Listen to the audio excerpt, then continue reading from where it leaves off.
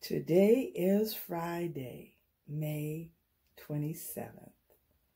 And yes, I got my toiletries that's going in my carry-on bag, all in containers. Take a look. My lotion, my aloe vera gel, my Noxzema, Vaseline, my eye drops, my moisturizer and everything, mist for my hair.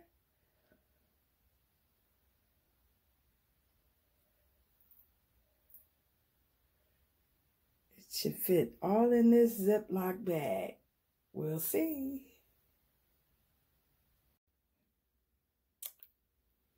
All right. See how I got all of those containers in that zipper bag, and that's the size of a Ziploc bag.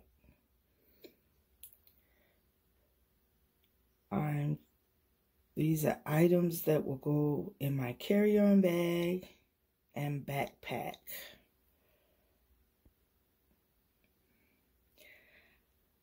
I should meet all the requirements of the TSA.